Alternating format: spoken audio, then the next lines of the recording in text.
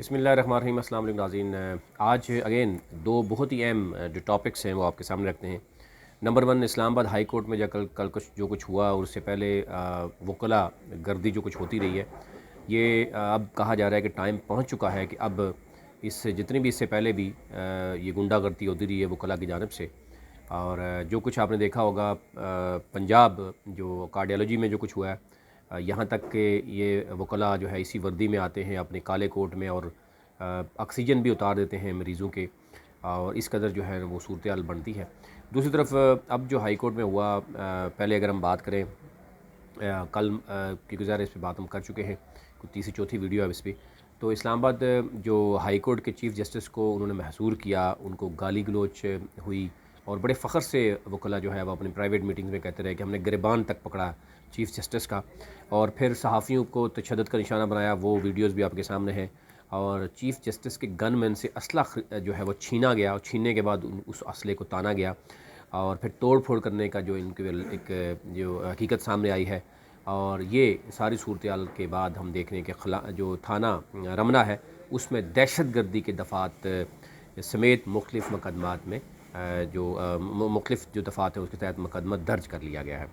اب اس میں جو ہم دیکھ رہے ہیں تقریباً توڑ پھوڑ میں 21 جو وکلا ہے، 4 خواتین بھی شامل ہیں، ان کے خلاف ایف آئی آر ہوئی ہے، اور کچھ گرفتار کیا گیا، کچھ جو ہے وہ بھی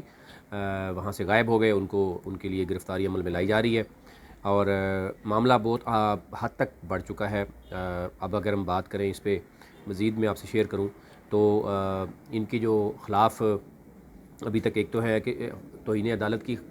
کارروائی بھی ان کے خلاف شروع کی جا رہی ہے، اور ساتھ ساتھ ان کے لائسنس معطل کیے جا رہے ہیں، اور اسلام آباد بار کونسل کو جو ہے وہ ریفرنس ارسال کیا جا رہا ہے کہ ان تمام کے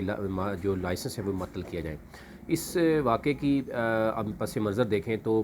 وکلا جو ہیں اسلام آباد کی ذیل انتظامیہ یعنی ڈی سی اور ترقیاتی ادارے جو سی ڈی اے ہے، ذیلی انتظامیہ ذیلی جو عدالتیں ہیں ان میں سرکاری جگہ پر جو وکیلوں نے دفاتر بنائے ہوئے تھے، غیر قانونی قبضہ کیا تھا، اس کو گرانے کی کوشش کی،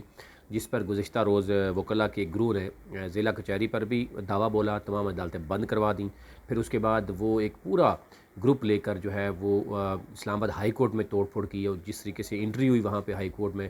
آپ نے دیکھا کہ خواتین وکلا صحیح میل تمام نے وہاں پہ درخت یعنی جو پودے تھے ان کو بھی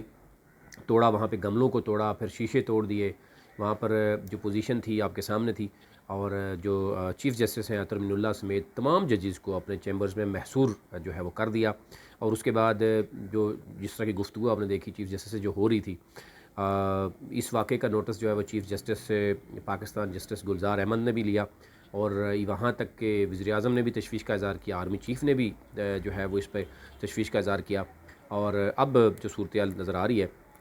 اسلام آباد ہائی کورٹ اور ڈسٹرکٹ بار کے جو عہدیداروں کو چیف جسٹس نے طلب بھی کیا تھا، اب چیف جسٹس جو ہائی کورٹ ہیں عطر من اللہ بھی انہوں نے کہا تھا کہ وہ بھی سپریم کورٹ گئے، جس کے بعد ہائی کورٹ کے ترجمان نے اپنے بیان میں کہا تھا کہ واقعے کی ایف آئی آر درج ہو چکی ہے، اور پولیس نے نامزد وکلا کی تلاش میں چھاپے مارنا شروع کر دیے ہیں، اور باقی جو ہے وہ صورتحال آئے گی۔ اس میں انتہائی افسوس کی بات یہ ہے کہ اس سے پہلے یہی وکلا جو ہے کالا کوٹ پہن کر، ایسے کئی وکلا ہیں جو فیک ڈگریز رکھنے کے بعد وہ سریعام دنداتے پھرتے رہے ہیں، وہ قبضہ مافیا بھی ہیں، پھر لوگوں کے ساتھ فراڈ بھی کرتے ہیں، اس فراڈ کے بعد کوئی بھی کسی بھی کورٹ میں وکیل جو ہے وہ کیس لینے کے لیے تیار نہیں، عام شہریوں کے ساتھ یہ فراڈ بھی کرتے ہوئے پکڑے جاتے ہیں، فیک ڈگریز بھی ان کی ہوتی ہیں، پولیس پر یہ تشدد کرتے ہیں، صحافیوں پہ یہ تشدد کرتے ہیں، ڈاکٹرز کے ساتھ یہ ان کا مسئلہ ہے، اور اب جو ہے وہ آن پہنچا ہے کہ وہ ججز کے گریبان تک پہنچ گئے ہیں، اور ججز کو ریسنٹلی آپ نے دیکھا ہوگا جو کچھ پنجاب میں ہوا، وہاں کی کورٹ میں یعنی جو جج ہیں وہاں کی ان کی جو ہے وہ کپڑے اتارنے کی کوشش کی، اس حد تک یہ جو وکلا ہے وہ اس وکلا گردی میں اتر آئے ہیں کہ یہ انتہائی افسوسناک صورتحال ہے، اور اب یہ کہا جا رہا ہے کہ اب وقت آن پہنچا ہے کہ ان کو جو ہے کڑی سے کڑی سزا دی جائے، ان کے لائسنس منسوخ کیے جائیں، اور ان کی تمام ڈگریز جو ہیں وہ بھی چیک کی جائیں، کیونکہ اس میں بہت بڑا بڑا مافیا جو ہے انوالو ہے، ججز کو بلیک میل کیا جاتا ہے، ججز پریشر میں آ کر ان کے فیصلے جو ہے وہ کرتے ہیں، اور اس سے پہلے جتنے بھی اگر آپ دیکھیں جہاں کہیں پولیس یعنی وکلا گردی ہوئی ہے، پولیس کو مارا گیا ہے، ڈاکٹرس سے جو کچھ ہوا ہے، وہ کئی اموات ہوئی ہیں، آپ نے دیکھا ہوگا لاہور میں جب یہ انہوں نے اٹیک کیا، کسی ایک کیس میں بھی آپ نے دیکھا کہ سزا نہیں ہوئی، تو ججز بھی جو ہے وہ اپنے وکلاء کے ساتھ بنانے کی کوشش کرتے ہیں، وکلاء کے ساتھ جو ہے وہ بھی نہیں چاہتے کہ کوئی مسئلہ ہو، اور کیونکہ وہ اس میں بھی بہت سی چیزیں ایسی سامنے آ چکی ہیں کہ ججز جو ہیں وہ اپنا معاملہ سامنے نہیں لے کے آ سکتے. تو ججز بھی جو ہے وہ بلیک میل ہمیں دیکھنے میں نظر آ رہا ہے کہ ہوتے ہیں. ابھی کوئی ایسا ایگزامپلری سٹیپ ججز کی طرف سے نہیں اٹھایا گیا جو کہ ہونا چاہیے تھا، جس کی ایگزامپل سیٹ کی جاتی. اب وقت آن پہنچا ہے کہ کیا ہوگا، لیکن ساری نظریں اس وقت chief justice Pakistan justice Gulzar Ahmed اور پھر اطہر من اللہ، ظاہر ہے وہ تو اس وقت پارٹی بن گئے ہیں، ان پر ہے. اور دیکھنا یہ ہوگا کہ اب کی بار بھی جو ہے وہ مفاہمت ہی ہوگی، آپس میں راضی نما ہو جائے گا. اور لگ یہی رہا ہے، عوام بھی یہی کہہ رہی ہے اور اسٹیک ہولڈرز بھی یہ کہتے ہیں کہ ججز جو ہیں وہ وکلاء کے سامنے گھٹنے ٹیک دیتے ہیں. اور یہ پہلی بار نہیں ہوا، یہ اس سے پہلے بھی بہت بڑے بڑے سنگین اس طرح کی نوعیت کے جو ہے وہ اٹیک ہوتے رہے ہیں، حملے ہوتے رہے، اور یہ خاموشی جو ہے وہ ججز کی جانب سے ہوتی رہی ہے. دوسرا جو ہے معاملہ ہے اس پہ ہم چلتے ہیں، اس پہ بھی ہم مزید آپ کو ڈیٹیل دیتے رہیں گے وکلاء کے حوالے سے.